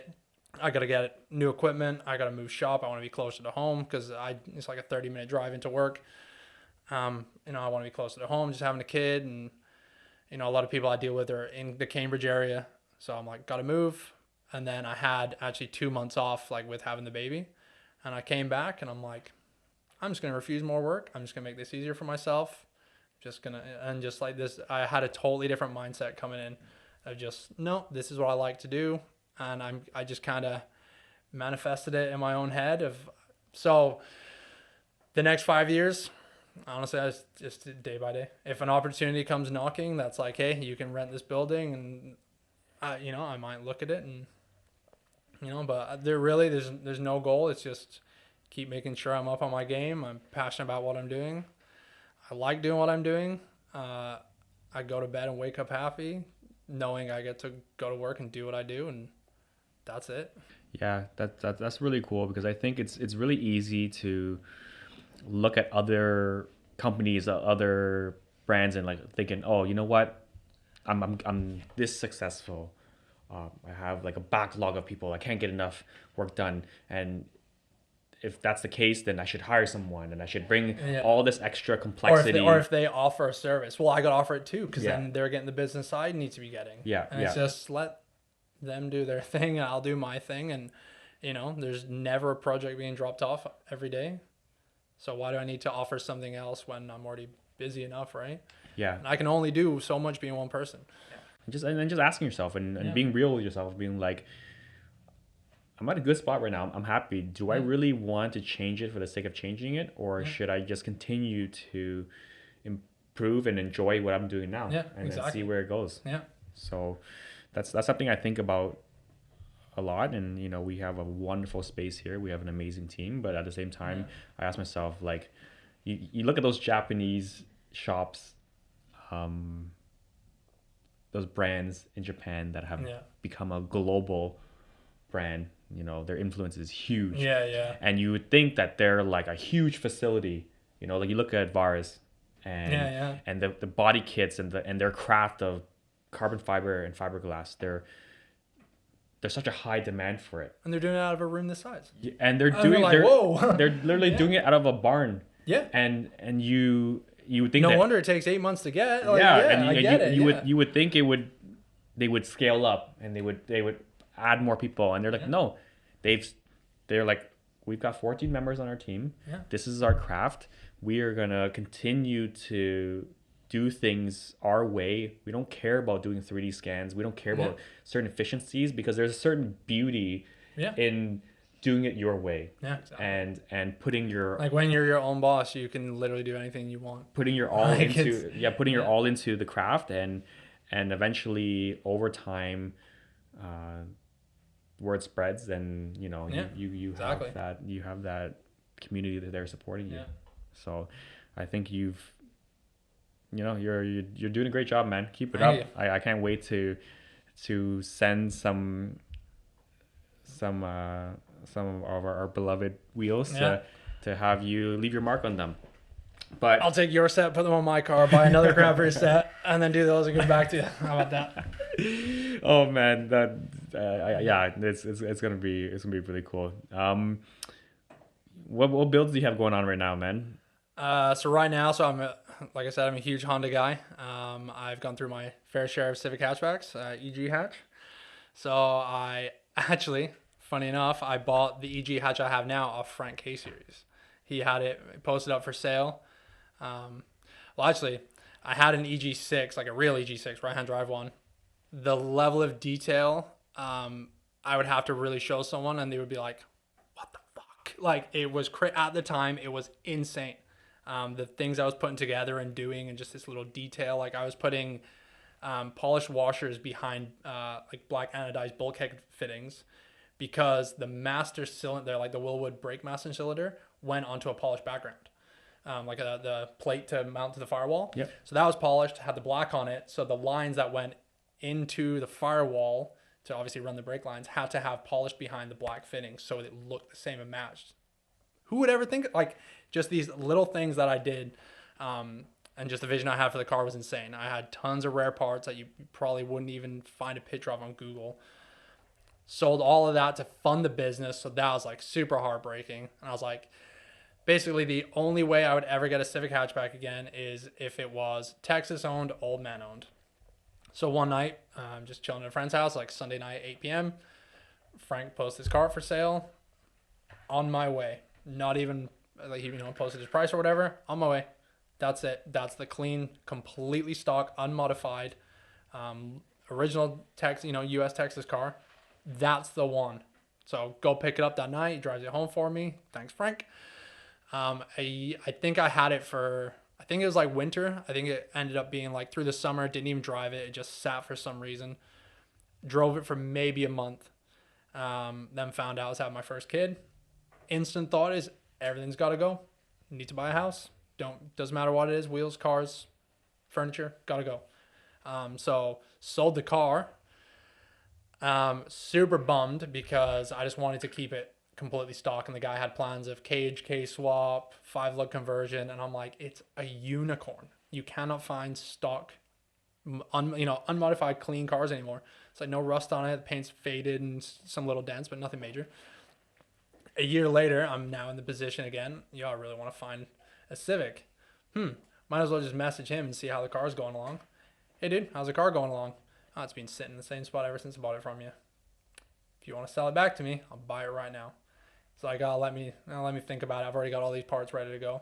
Next day, hey man, come get it. Zoom, off I go. So I own the same car again after a year. So basically he just parked it for me for a year. That's all he did. So then unfortunately I had an overheat issue. Either the head or the block is cracked. So I have this EG hatchback. It's lowered. It's got Volk CV Pros on it. It just looks super. I love it. Super sick. So with parking that, thinking the engine's blown, which I'm now convinced it's not, because I've just recently had it out to wash it and clean it. Bought a 2005 Acura TSX. There's something about that body style that's like super sharp and aggressive. It's a sedan, so I got a family now. Throw a kid in the back. Then I was driving a Toyota 4Runner. Wasn't good enough for the business because it's an SUV. I need a pickup. So I've got a 2016 GMC Elevation. It's got some 20-inch Rays Gram Light Trans X on it. So I got to put Japanese wheels on everything, and Rays is my brand.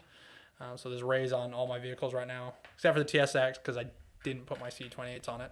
It's got SSR Type F. So those are the builds kind of going on right now. The Civic, the plan was to nut and bolt restoration the car. Now that I just recently got it out, it's been sitting under a barn for 2 years, so the interior is actually really moldy, as we discussed.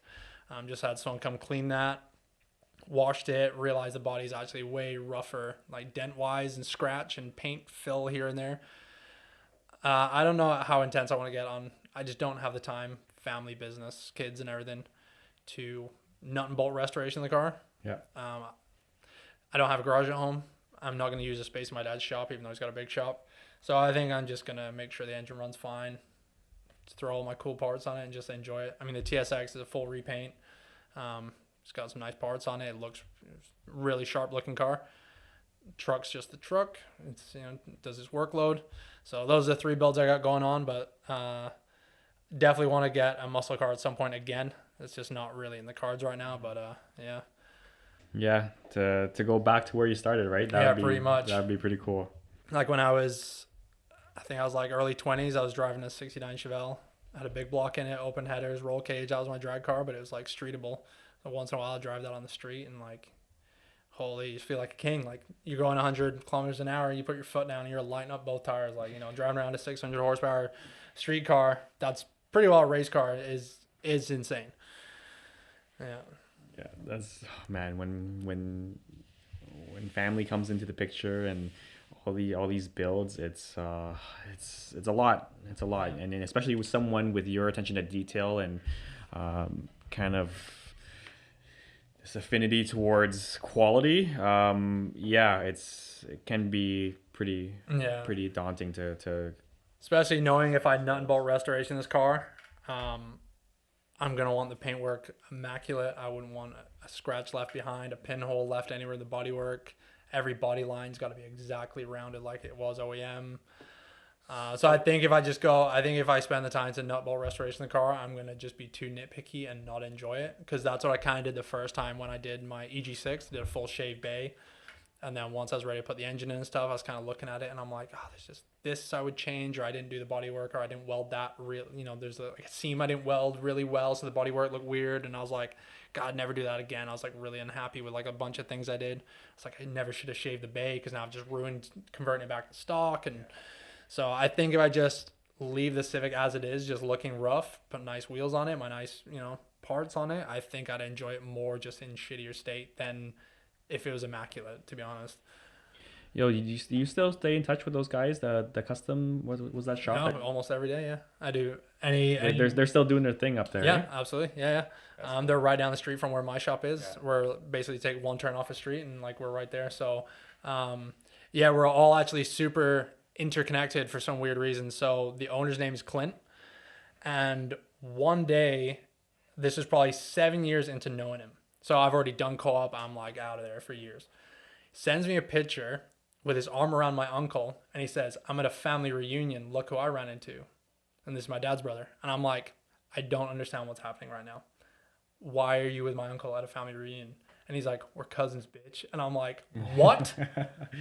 So I'm like, what is going on? So my aunt, my uncle's wife, they're first cousins. And 7 years of knowing each other, we just find this out. So I'm like, somehow I'm related to Clint. So then my best friend's brother ends up dating Clint's daughter. Now they're together. So we're interconnected that way. So we have like a friend group around kind of working there. So anyway, any project that I have that's like paint related, it just goes straight to them. They are insane at color matching. Cherie is just a boss. She can color match any color to any powder I give her. So if I do like a set of like Kaiser Silver Type R wheels, I'll powder coat a color close enough to it, and she'll just replicate the center caps to the color. So any paint projects, just go straight to them. So yeah, I still deal with them all the time. They painted my car recently, like this past summer. So I'm always, he drives by my shop every day. He's got a 700 horsepower Mustang, loudest exhaust ever. If I've got headphones on, I can still hear it. And he goes past my shop every day, stomps his foot to the ground, and I'm like, text him, "Hey man." Yeah, so really tight still. Pretty cool how small and how interconnected we all are. Right. And even listening to your story and connecting, like, your dad being a huge influence in the drag scene, being in front of cameras all the time, and then your mom into restoring furniture, and how that's kind of all led you to the person you are today, of restoring these wheels, putting your art, putting all that in together. That's really cool, man. Yeah. So let's just jump into the rapid fire questions. Let's go. And then we'll might have to do a round 2 one day. And then you can wash my truck before I leave. What is one of the best and most worthwhile investments you ever made?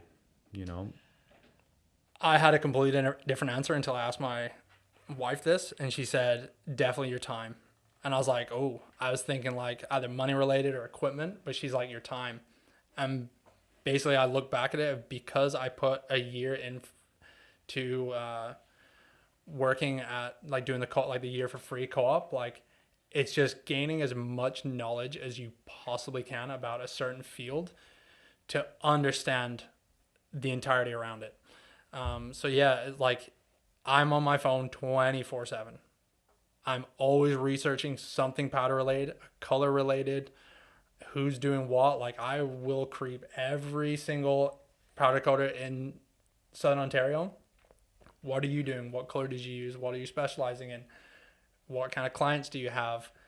I know I could probably look at a wheel that's been powder coated and know exactly where that came from. I research the living hell out of this industry and what everybody's doing to know kind of where I should take the direction of mine, and that's why I've kind of honed into what I've honed into. So I would say like the biggest investment is like time, is just knowing so much around everything automotive related, because I've been in so many automotive related industries. So for example, if someone does just industrial powder coating, who does just fences and gates, and someone brings them a set of brakes, here, coat these, you really think they're going to know, like if they're not automotively inclined or whatever, you're not going to know how they go together, what should be masked off, what should be taken apart, so on and so forth. So for example, just a short story, I recently did one wheel for a guy, and he sent me a picture a few days later and said, "What are these marks on the wheel?" And on the lip there was these almost, the wheel was white and they looked like these gray marks, but they were very evenly spaced for probably a portion of like this much on the lip. And I was like, and he's like, I can't rub it off, but you can't feel it. And I was like, someone put your tire on wrong. And he's like, how do you know? So I Googled an image, and on the bead of a wheel, there's all these tiny little ribs.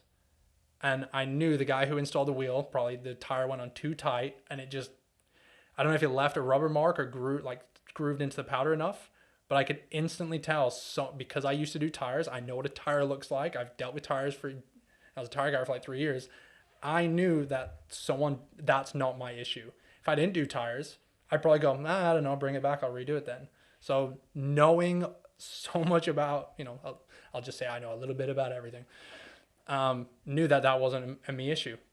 That's a tire guy. So just, lots of knowledge is going to help you out in the long run. Yeah, I like that answer. It's like you never know, like sometimes when you go through these different chapters in your life, you never know when that experience will kind of pay off later down the road. Like I haven't done a tire since I was like a decade. Yeah. But like I know what a tire looks like, Yeah. So even at the beginning of your co-op, a lot of people at that age, at that junction in their life, they could be like, you know what, I only want to work and get paid for my time.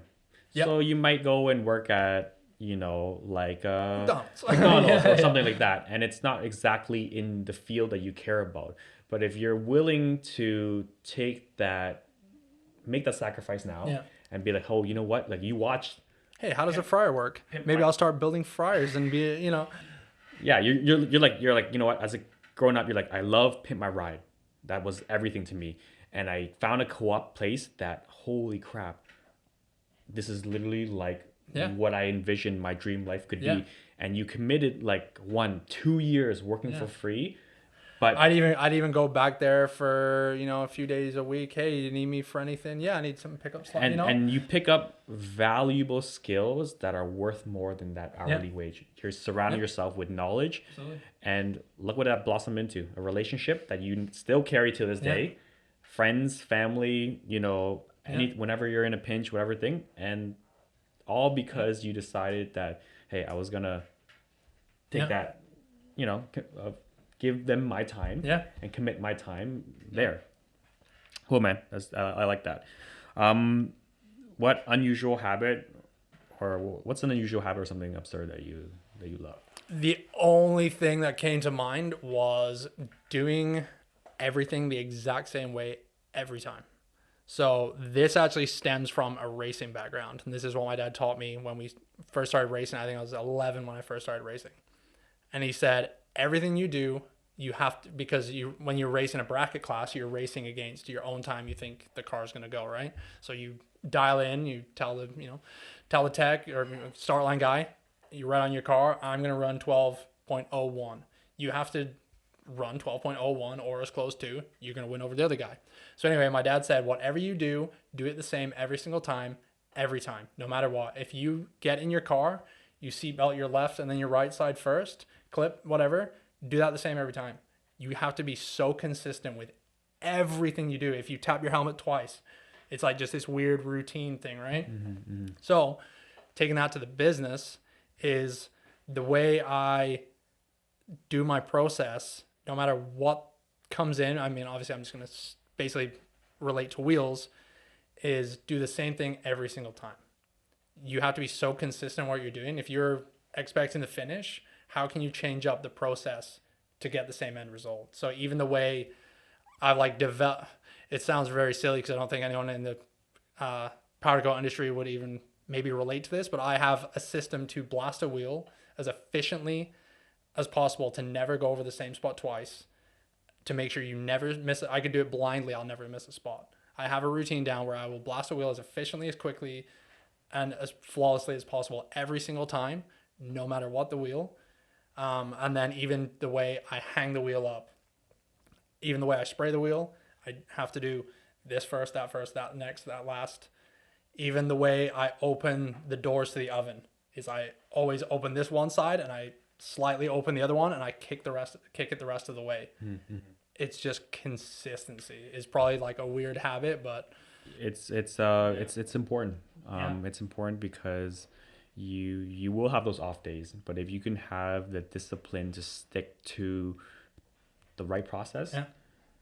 um, even on those off days when you're not in the mood, that Pack up and go home. that Like, that, that, that's that, ru- that yeah. routine, that discipline, that consistency will pull you through, and that will Yeah. kind of ensure like a quality result. Yeah, exactly. Because we all have our off days, right? Um, what are some bad recommendations that you hear in your profession or area of expertise? Uh, I don't really hear bad recommendations because to me that sounds like recommending a shop that's going to do bad work. So basically, how I could like spin that question is, I think people need to be a lot more educated on what powder coating is and what it can be like, because it's just advanced. Like I said earlier, it's just so advanced from what it was.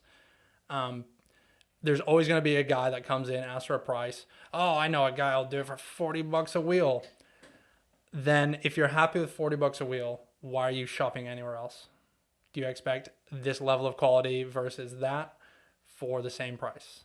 So, I've if people do want to check out my Instagram, not like self plugging or anything, but I always do a thing where I go over a wheel that's come in that's in like terrible condition, something that's either being powder coated by someone else. There's a lot of flaws, there's a lot of issues. The finish doesn't look right, the color's a bit different, or some inconsistencies, stuff not masked off. And I'll try to educate as much as possible of this should be done, this is why it should be done, this shouldn't look like this, it does because this could be the issue. And then once I'm like getting into the process, it's like, this is what I do to remedy that. This is what I do at this shop to make sure this doesn't happen. This is the end result. So I don't think there's like, I think the recommendation is like just do research and at least know what you're getting from the shop you're going to. Yeah, I love that you educate and kind of like provide that to your audience, because that's a lot of people really don't know. They hear from their Yeah. friends like, oh, powder coating this, and this shop does it for half the price. Yeah, But yeah. just showing people, okay, you know what, if you're looking for quality, like this is what you're paying for, and this is Yeah. why you should, I always like to compare it to like either a food industry or like tattoos or something like that. Like you're gonna get a line sleeve for $200 or a line sleeve for $10,000. Who do you think is gonna be a little bit better? Or do you wait for a McDonald's burger? Are you gonna compare that to a Gordon Ramsay burger? There's obviously a difference in quality, Yeah. right? So I tried to say, if someone's gonna do a set of wheels $250, and I'm gonna charge, for example, $500. Where I want you to know what the difference is and where the differences are. Yeah. How has a failure or an apparent failure set you up for later success? Do you have like a favorite failure? It's I wouldn't say it's more failure on the powder coating side. Obviously, everyone's gonna mess up something every time, but it's up to you to catch that, and it's your call to fix it before it goes to a customer. The best thing is to, I feel, is like have the connection with the customer to make sure you don't have a bad interaction with them. Because if something's not up to par, if you're a nice guy and you have really good customer skills, they're most likely to work with you to fix the issue rather than just jumping down your neck, bash you online. I had the one that comes to mind is a guy picked the color. I explained, I showed him samples, I showed him colors in person, I explained if you want a matte clear, you're going to lose all the flake. But he's like, no, it's too matte. I want a kind of satin finish. Okay, but you're going to see some flake or whatever. Anyway, he picked up the wheels. Yeah, they look great, cool. Got home. A few hours later, texted me and was like, my son doesn't like his son got to pick the color. I agree, it's a little too shiny. And I was like, well, that's what you picked. Like, that's all. I just did what you asked me to do. So he's like, could we go ahead and just do it in this full matte finish? The finish that he didn't want in the first place. Mm-hmm. So yeah, no problem. It'll cost you this much to redo it. He's like, well, I don't think that should be on me. 100% it's on you. You pick the color. Like, so it's basically just customer interactions of how well can you explain something? How well can you basically let them know what the expectation is, what you're doing for them, and vice versa. So it's basically just every failure is going to make you change the way you do something. So I've made sure now people sign off on this is a color. I make sure you look at 50 samples of this color. That's exactly what you want. There's some samples in my shop of different gloss levels. But yeah, any failure, you're going to completely change what you do to make sure it never happens again. So, I mean, like I said, that's just customer related is no one wants to have an issue with a customer. You want to make sure everyone leaves your shop 100% happy forever. So when it's like a failure powder coat wise is, I've done stuff where you coat something, doesn't turn out right, coat the next thing, flaws in it, coat the next thing. I'm going to deal with this tomorrow. I'm obviously on a bad streak, shut everything down, leave the shop, go home. There's nothing worse than being frustrated and just trying to keep on and fix things, come back with a straight head. So yeah, that kind of comes down to the consistency thing. If you're doing everything the same way every single time, there's less chance for failure for sure. Yeah, there's you can always do your best, over communicate, make sure everything's in writing. And there will always be that one customer that is still very hard to navigate with.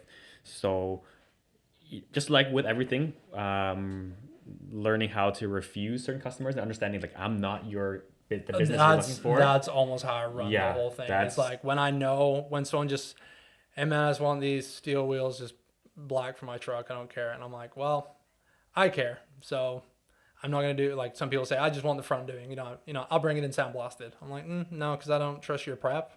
I don't want to put my work on something I don't know the end result, where it's going, what it's doing. So yeah, I have no problem refusing a customer if I know you're not my customer. Yeah, man, that's a big one. Okay, last one. If you could have a gigantic billboard that would be seen by all the people in your industry, what advice would you put on? Depends how big the billboard is. I'd probably say two big things. The biggest thing is be honest and transparent with your customers. Don't give them a runaround. Don't lie to them. It's just going to come back and bite you in the ass for some way or another. I know it for sure. The other one would be just take time off. Like, you can say no to a customer. You can refuse, like, don't be too quick to say yes to everything. Like, for example, I take a month off every year. So I don't ever take off a stat holiday. No one's paying the bills with me. No one's going in for me on this day off. So I basically go in every holiday. I don't work weekends. I take a bit off for Christmas. But I basically, because I don't take, my 2-week vacation time every year, or I don't take this day, that day, the other, I take a month off every year. My body and mind state completely regenerate. I could get super frustrated at work, and especially in the middle of the summer, you're dealing with a 450 degree Fahrenheit oven. It's super hot. You don't have AC. You're covered in dust all day and sweat. It's, you can just get so frustrated and so sore mentally and physically. So I take a month off. 3 weeks in, I've never been so ready to go back to work, knowing next week I'm going back. So it keeps you in check. I think if you take that much time off, to know where your priority lies. Mm-hmm. If a month comes by and you go, oh God, I got to go back tomorrow, close up shop, go do something else. If you're, oh my God, I just got to get back. Mm-hmm. That's what you like doing for sure. Okay. Yeah. Yeah. No, I mean, obviously if you can afford to do so, yeah, I'm like, go for it. I highly suggest it. You almost have to make time for it. Yeah, to have that pause, that break where you can kind of like catch your breath and be like, okay, am I headed down the right direction? And it's scary because people can basically say, oh, he's like closed for a month, I'm just going to go somewhere else. So like, how many customers am I really losing? Is anyone willing to wait? Like, so I just had I had 2 months off for having my kid, and I had people just, hey man, you're back yet? Still got these wheels ready to go. So people had no problem waiting for me to do the work. So that was like a super humbling thing to know, like, you're going to have people there if you take the time off. They're going to respect enough that you're also a human and you're not just a work machine. Yeah. I think that speaks for the kind of person you are and what you built for your company and your brand. I really appreciate you making the time, man. Driving all the way down here from Let's not get it twisted. I asked to be on here. But yeah, I really enjoyed this conversation. Thank you Me so too, much. This is just the start of our journey and this relationship together, and I can't wait to see where it grows into, man. Me too. Thank you so Appreciate much. it, And man.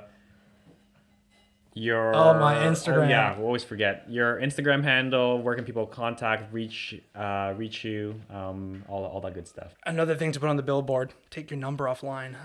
It's awesome. So I basically do all my work through Instagram. My Instagram is roro.designs__ because my first one was taken away. So that's my Instagram. That's where I post all my stuff. Barely post on Facebook.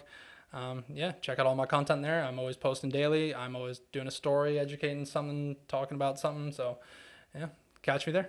Cool. Thanks, Ronan. And for everyone who's tuning in, thank you so much. I hope you guys appreciate the type of content we're putting out, and we'll catch you in the next one. Thanks, guys. Peace.